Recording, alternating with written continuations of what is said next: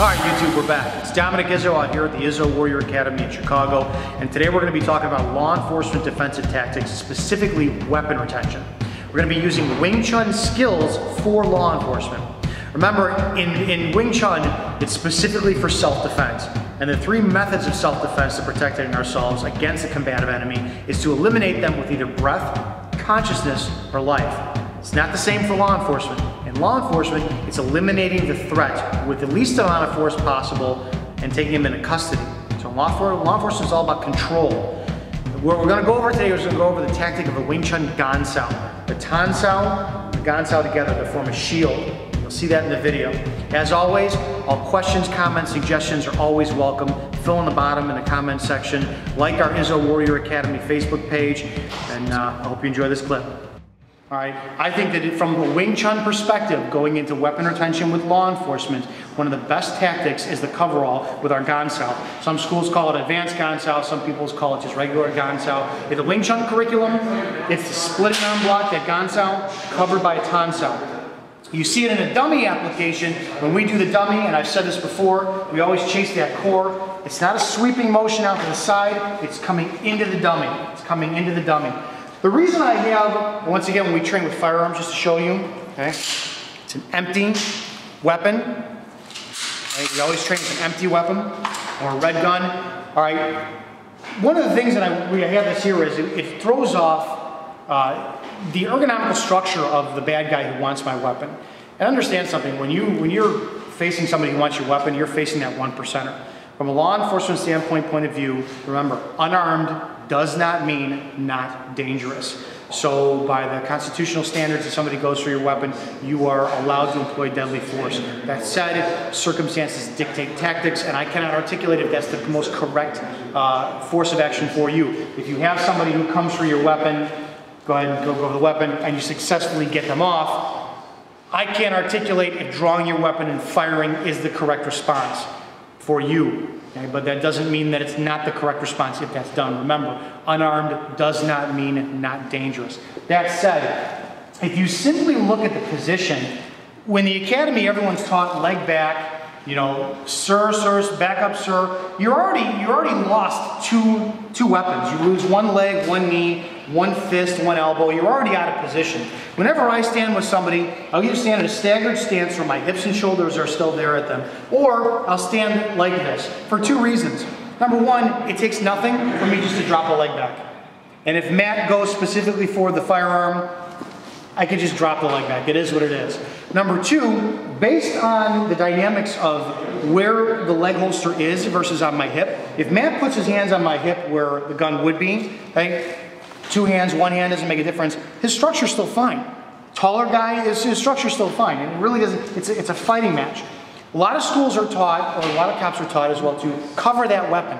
Well, again, too, I propose to you, if Matt puts his hands on my firearm, and I go to cover the weapon, where's my intent and my focus? All right, so one, his structure's not affected. Come back a little bit. Two, if he leans down for that weapon, his structure's broken, and this is what ultimately I want.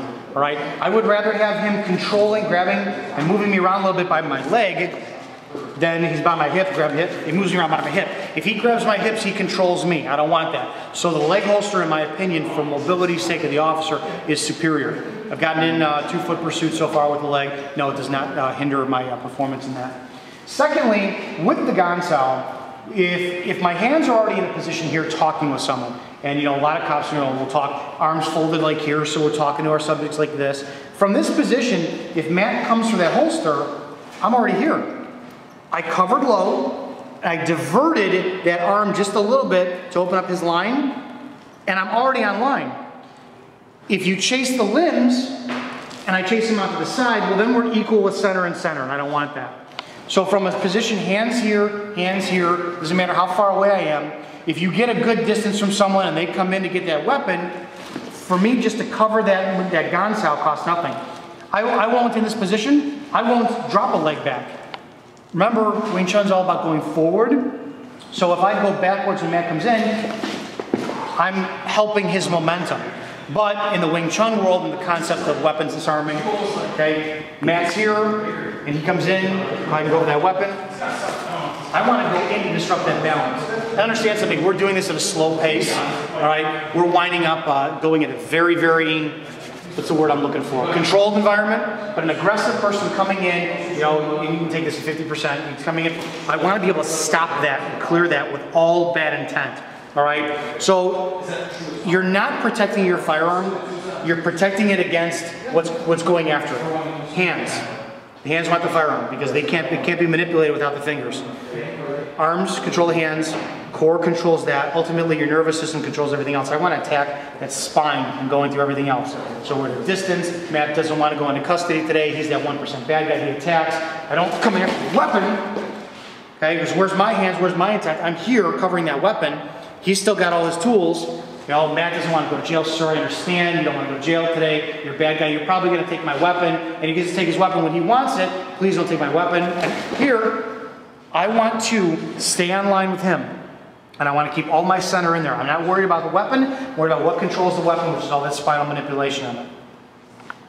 All right, so what did we learn on that? We learned that the Wing Chun concepts can apply for law enforcement defensive tactics. When we're taking somebody into custody, remember, our main result is to terminate the threat with the least amount of force possible. It's why you won't see us using full speed strikes in Wing Chun. And I told you in the beginning of the video, as an individual officer, you have to determine what force is going to be necessary to effect the arrest based on the totality of your circumstances. It's not just a one end-all, be-all, cookie-cutter circumstance. Okay? The concepts that you want to apply in your weapon retention are to keep the weapon in the holster, keep it in control, keep your balance, take your suspect's balance. That's going to be the #1 paramount thing that you want to do. Everything else you do after that is going to be based off of your needs for the circumstance.